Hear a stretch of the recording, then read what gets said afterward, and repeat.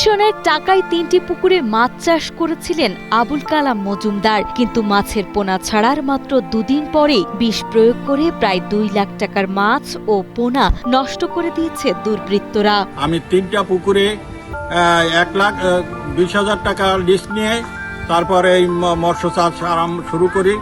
আমি ২ লাখ টাকার মাছ আমি এই ৩টা পুকুরে ফেলাইছি ১ মাসের মতো।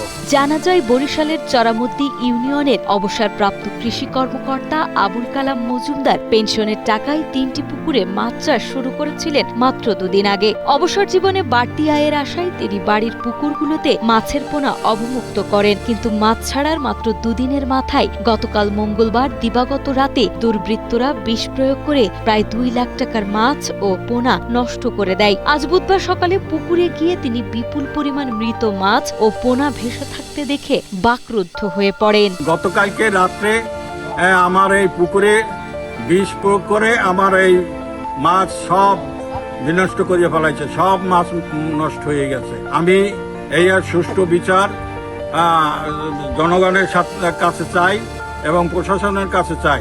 একজন অবসরপ্রাপ্ত মানুষের কষ্টার্জিত সঞ্চয়ের এই উদ্যোগ নষ্ট করায় তীব্র ক্ষোভ প্রকাশ করে দায়ীদের বিরুদ্ধে দ্রুত আইনগত ব্যবস্থা নেওয়ার দাবি জানিয়েছেন স্থানীয় বাসিন্দারা। আমাদের এই সমাজ ব্যবস্থায় যাতে এই ধরনের দুষ্কৃতি কর্মকাণ্ড আর পরবর্তীতে না হয় সেই দিকে চিন্তা করে হলেও এই প্রশাসনকে এই বিষয়টা যারা করেছে তাদেরকে শনাক্ত করার জন্য আমরা এলাকার পক্ষ থেকে অনুরোধ জানাচ্ছি।